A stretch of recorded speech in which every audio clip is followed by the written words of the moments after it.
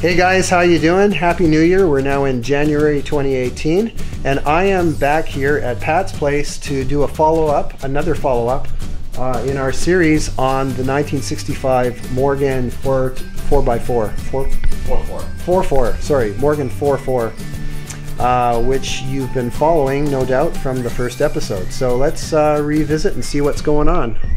Pat says he doesn't really want to be on camera too much, so I'll let him talk and talk us through the whole thing. But anyway, thanks for having us again, Pat. No problem. Mr. Off-Camera person. All right, let's want to take us through what you've been up to here? Oh, jeez. Well, I took everything off the motor and it ran beautifully, so there was no reason to rebuild it. Wow. But I stripped everything off just so everything could be cleaned up, painted, and put back on. The transmission was brought up to snuff by a friend of mine. The shift fork was not happy and a couple other things, so generally it's in good shape, but it just needed a little cleanup. Why not? It's out of the car. Got all the suspension back together, which is kind of obvious. Tub is all painted, firewall. Oh yeah, the firewall, that's right. And you remember the tub when we took it back to the truck in the last episode? Guys, just to remind you, if you look at the previous episode in this series, this was the tub that was being carried out, and there was a bunch of corrosion and stuff that was worked on at the bottom of this thing here. I think we had one of our viewers made some comments about it. Actually, we had a little bit of feedback about it. Oh yeah. Yeah. Anyway, so that's the firewall part. You remember that? And then this part here. This is the tub that you saw being Pat and Peter were loading into the truck. And now look. Oh, look at that. Yeah. So you got a nice dark blue fender. Yeah. Remember, guys, these fenders were not present at that time. They're made of aluminum, obviously, right? Yeah. And so, what do you think of the color? Well, I think it's pretty nice. In your previous episode, you were actually you held them up and realized that's how right. light they were. Yeah, they were like 2 pounds or something. You got a nice rubber. Yep, that's a stock. You know, all Morgans came with a beading. A bead, okay. Oh, that's down here too. Yeah. Oh, this is nice. So you've run that all along. Yeah. That looks really clean. Yeah, really nice. It's a nice contrast to the black there. Yeah, the front fenders will be painted the same as the rear fenders, and the hood and the radiator cowl will be the light blue. Hey, this looks good in here now, eh? Wow. Yeah, got all the wood done, painted. Yeah. You got the wood floors. Remember, guys, all the woodwork that's in these cars. So I'm still not used to that concept, but there you go. Did you created these, right? These new. Well, the old ones were in still good shape. Yeah. But I decided, what the hell? Let's just make new ones. Yeah. It didn't take much time. That's fantastic. And it's better for the car and overall.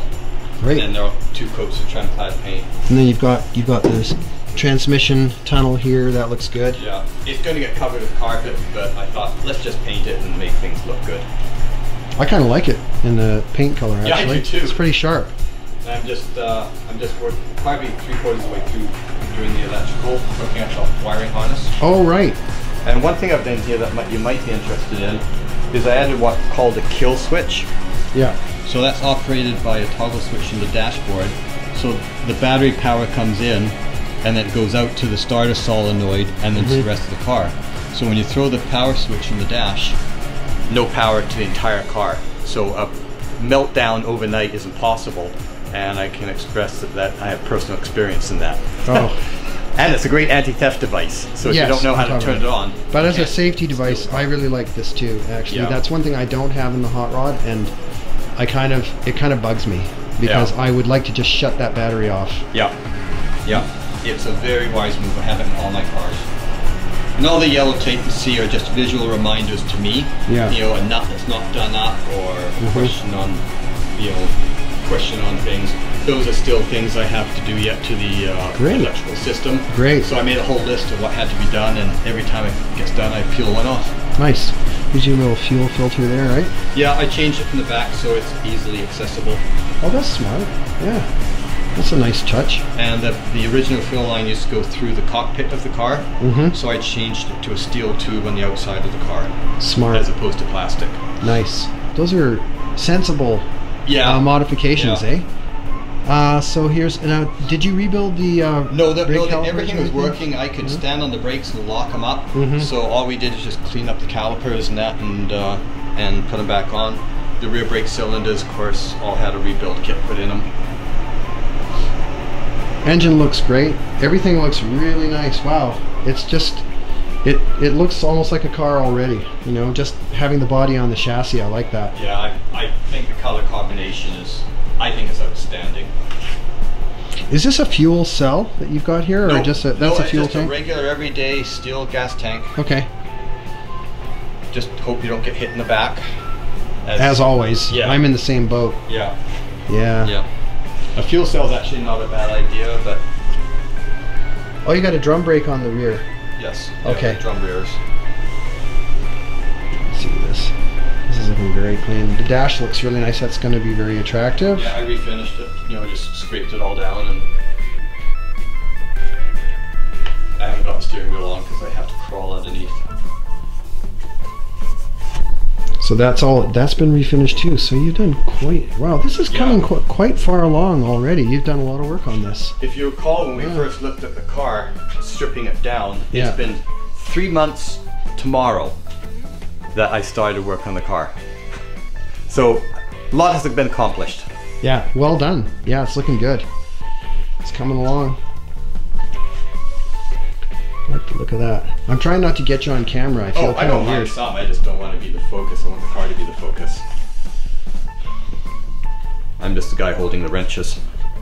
To redo the original headers, they have to be packaged up, shipped to Vancouver, cleaned up, ceramic coated, shipped back here, put on, and an entire stainless steel system from headers to the tailpipe was like $1,100 US. And by the time you pay for mufflers and everything else, it's just, why put the old back on? This looks great. Now, there will be some discoloration when the engine is running, but that's a fact of life. Yeah, there's not much. No? I've got some, and they look pretty good. Oh, okay. Still. Encouraging then. I have a lot. So we went with the Holden system. It looks great. It's fun to see the pipes just coming out of the one side. I'm so used to the 8-cylinder cars, so you get 2 sets of headers. It's kind of nice actually, because you got your intake on one side and your exhaust on the other. That's pretty straightforward. Yeah. Actually, I like that a lot. The scale of these things is just. I also love the fact that you can just get this car apart and you can lift the body. You can get at it. The parts are smallish. Like it's a very manageable size. It is. It's a wonderful car for many reasons. That is a Kent 1600 cross-flow engine, which is the same that's in my Caterham. And it's got dual Webers, and for a Morgan it goes like stink. Good solid engine, eh? Yeah, great engine. Yeah.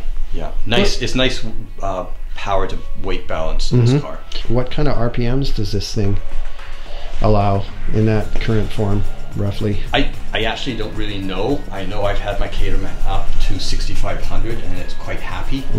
Oh, okay. I'm not willing to go much higher because I'm the one who has to pay the bills. Oh no, that's totally cool. But yeah, so it's nice and high revving. It's a high revving engine. Yeah. It's not an overhead cam though, right? No. Right. So there's your distributor. Okay, right. Wow. Okay. Well, good work so far. This is going to be really sharp. I think the owner's going to be thrilled. Oh, he is. He's absolutely tickled. Yeah, this is a beautiful looking car. Can't wait to see this thing all up and running and finished. And I suspect it will be on the road by early spring. That's very cool. Yeah. Well, I'll be very impressed. If that's the case, then maybe this is the next step for me. This has only been 3 months' work. Yeah. So I think another 2 months to get it on the road is a realistic. That's awesome, though. I mean, that's not bad at all. Well, that's what happens when you're retired and it's winter and it's raining out. Oh, well, still. There's nothing better than coming out, turning the heat on, turning up the radio, and doing what you enjoy doing when it's pouring rain out. No kidding. All right, well, I think I'll turn this around. All right, well, thanks a lot, Pat, for having us out again. We always look forward to meeting you and chatting with you and looking and seeing what you're up to. Someday we'll spend a bit more time and we'll talk about this Jag and some other of the toys, but we're trying to stay focused on this particular show. So, okay. Thanks again, man. Appreciate it. I know, left hand shake because I got the camera in my right hand. So, all right, guys, thanks for watching. We'll see you again.